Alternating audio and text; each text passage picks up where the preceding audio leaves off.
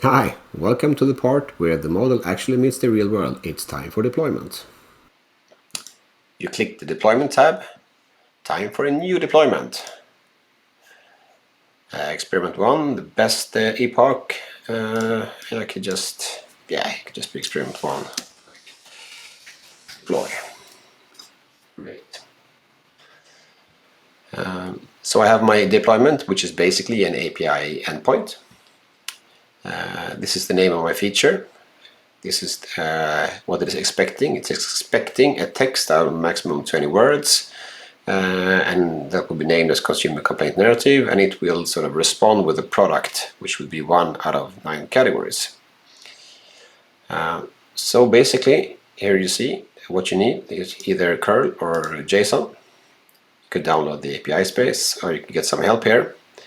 In order for this to work, all you have to do is click Enable.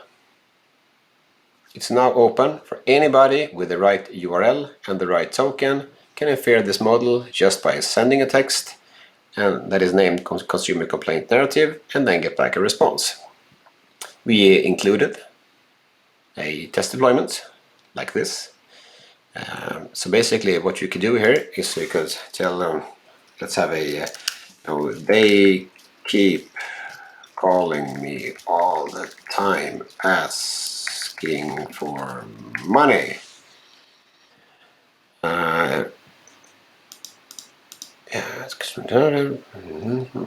Yeah, all right, let's go.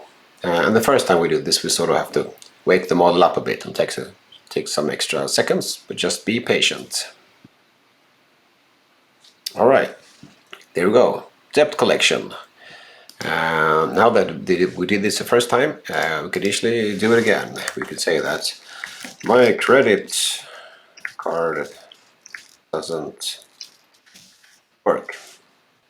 Alright, so it says credit reporting, credit repair services, or other personal consumer reports, which is nice. Alright, so we enabled the deployment API. One click, create the deployment here. One click, enable. 2 clicks, there you go. But don't forget this feature name. I mean, you might want to reduce this name a bit to just narrative or something. This is all you need to do. I mean, if you could just use a curl or JSON. Super easy. Thank you. Nice. 2 clicks and deployment is done. You're now ready to move on to the next step and actually connecting this to the Power Platform.